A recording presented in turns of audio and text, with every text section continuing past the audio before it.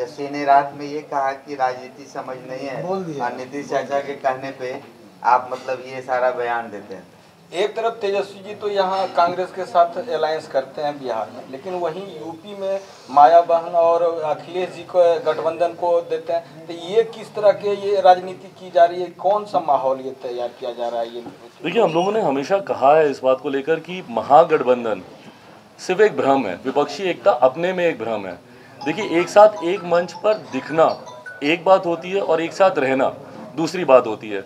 निरंतर हम लोगों ने जहाँ जहाँ पर भी चुनाव हुए और जहाँ जहाँ पर भी मैं महागठबंधन नहीं बोलूँगा, यूपीए बोलूँगा, यूपीए की जीत हुई है, वहाँ पर इन्होंने विपक्षी एकता दिखाने का निरंतर प्रयास किया।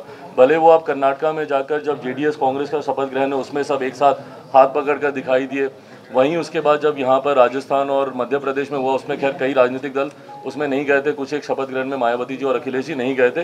तो इन्होंने सिर्फ विपक्षी एकता दिखाने का इन लोगों ने प्रयास किया और हम लोगों ने हमेशा कहा कि एक भानुमति का कुनबा है, कहीं कीट कहीं का रोड़ा, और ये चुनाव आते आते तक पूरी तरीके से धराशायी ये होने वाला है। और एक एक कर जैसे विभिन्न राज्यों से ये लोग अलग हो रहे हैं। अब यहाँ पर आपने उत्तर प्रदेश में आपने कांग्रेस को अलग कर दिया, यही हाल देखिएगा आने वाले दिनों में वेस्ट बंगाल में भी होने वाला है। जिस तरीके से लेफ्ट के साथ कांग्रेस जाने का प्रयास कर रही है, अब ऐसे गठबंधन में ममता बनर्जी उनके साथ आएंगी कि नहीं आएंगी, बहुत बड़ा इसमें प्रश्न चिन्ह है। तो अगर वेस्ट बंगाल से ममता बनर्जी इनके गठबंधन से अलग हो जाती है तो किस बात का महागठबंधन है ये? तो वही मैंने कहा कि ये महागठबंधन चुनाव आते आते तक देखिएगा पूरी तरीके से धराशायी होगा और हम लोग का एनडीए इतनी ही मजबूती से हम लोग आगे बढ़ेंगे और हम लोग काम भी उसी पर कर रहे हैं।